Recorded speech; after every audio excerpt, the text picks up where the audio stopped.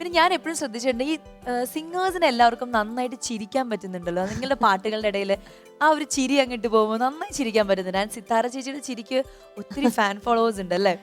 പാട്ടിലുള്ള അത്ര നല്ല ചിരിയല്ല എന്റെ ശരിക്കും. ഒരു ഭയങ്കര അട്ടഹാസമാണ്. അപ്പൊ ഞാൻ കുറച്ചിങ്ങനെ കൺട്രോൾ ചെയ്തിട്ടുള്ള ചിരിയാണ് ഇപ്പൊ ഇട്ടത്. അതുപോലെ നമ്മുടെ മോഹമുന്തിരി ആ പാട്ടില് ഇൻ ബിറ്റ്വീൻ ആ ആ അങ്ങനെ ഒരു സംഭവം ഉണ്ടല്ലോ, അതും അതായത് കേൾക്കുമ്പോഴേ നമുക്ക് ഭയങ്കര ഒരു ഇഷ്ടം. അതായത് അതൊരു വേറൊരു ജോണറിലുള്ള പാട്ടാണെങ്കിലും ചേച്ചിയുടെ വോയിസിൽ അത് കേൾക്കുമ്പോൾ ഭയങ്കര അയ്യോടാ പാവം നല്ല രസമുണ്ടായിരുന്നു. അതും കൂടി ഒന്ന് കേട്ടാലോ. മോഹമുന്തിരി വാറ്റിയ രാവ് സ്നേഹരതിയുടെ രാസനിലാവ് ഹൃദയരാഗം ചിറകിൽ വിരിയും മധുരവീഞ്ഞിൻ ശലഭം വരവായി അടടപ്പയ്യ അഴകിതയ്യ ഉടലിതൊന്നായി ഒഴുകാമൊരു കുറിവാ.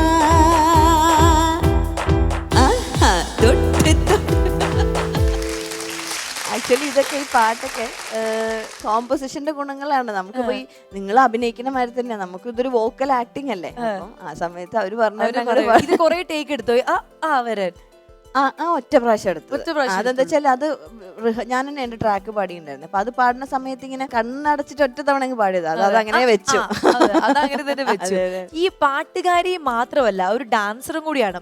അതും നമ്മുടെ പ്രേക്ഷകർ കണ്ട് ഇഷ്ടപ്പെട്ടതാണ്. സോ എങ്ങനെയാണ് ഈ ഡാൻസും പാട്ടും രണ്ടും ഒരേപോലെ കൊണ്ടുപോകുമ്പോൾ അതിൽ നിന്ന് എനിക്ക് ഇതാ വേണം, ഈ ഒരു പ്രൊഫഷൻ ഞാൻ ചൂസ് ചെയ്യണമെന്ന് അതൊരു വലിയൊരു ഡിസിഷൻ ആയിരുന്നു? അതെയോ അത് സ്വാഭാവികമായിട്ട് സംഭവിച്ചതാ. ഇപ്പം ശ്വാസിക പറഞ്ഞ മാതിരി ഞാനെടുത്ത തീരുമാനമൊന്നുമല്ല. എനിക്ക് രണ്ടും ഒരേപോലെ ഇഷ്ടമായിരുന്നു. സ്വാഭാവികമായിട്ട് ആ സമയത്ത് ഈ ചാനലുകളിലൊക്കെ കോമ്പറ്റീഷൻ വളരെ കാര്യമായിട്ട് തുടങ്ങിയ സമയം. അപ്പൊ പാട്ടിന് കുറച്ചും കൂടി അവസരങ്ങൾ കൂടുതൽ കിട്ടി. ഡാൻസ് ക്ലാസിക്കൽ ഡാൻസ് ആയിരുന്നുകൊണ്ട് തന്നെ ഞാൻ ഉദ്ദേശിച്ച പോലത്തെ പെർഫോമൻസുകളൊന്നും പിന്നെ അങ്ങനെ ചെയ്യാൻ പറ്റില്ല. പിന്നെ പ്രാക്ടീസ് കുറയുമ്പോൾ അറിയാലോ. ആൻഡ് പാട്ട് പാടുക, വരികൾ എഴുതുക, പിന്നെ മ്യൂസിക് കമ്പോസ് ചെയ്യുക, അതിന്റെ കൂടെ അഭിനയിക്കുക, ഇതെല്ലാം ഒരുമിച്ച് ചെയ്ത് ഇനി അഭിനയത്തിന്റെ കാര്യത്തിലേക്ക് വരികയാണെങ്കിൽ നമ്മളൊരു സിനിമയിൽ അഭിനയിച്ചു അല്ലേ?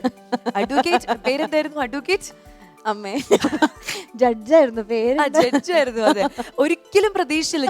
ഞാനൊക്കെ ഇപ്പൊ മൂവി ഇങ്ങനെ തിയേറ്ററിൽ നിന്ന് ഇങ്ങനെ കണ്ടുകൊണ്ടിരുന്നു. പെട്ടെന്ന് ഒരു മുഖം വന്നപ്പോ അയ്യോ ഇത് നമ്മുടെ പാട്ടുകാരി സിത്താര അല്ലേ? അതെയോ അങ്ങനെയൊക്കെ തോന്നിപ്പോയി. നമ്മള് പ്രതീക്ഷിക്കാത്ത ഒരു പ്ലേസ്മെന്റ് ആയിരുന്നു അത്.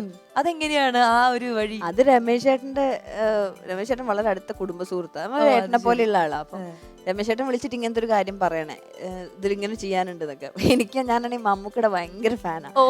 അപ്പൊ എന്റെ മനസ്സിൽ ഇത്രേ ഉള്ളൂ, മമ്മൂക്കയെ നേരിട്ട് കാണാം. പിന്നെ ഞാൻ സിനിമയുടെ സെറ്റ് ഒന്നും കണ്ടിട്ടില്ല.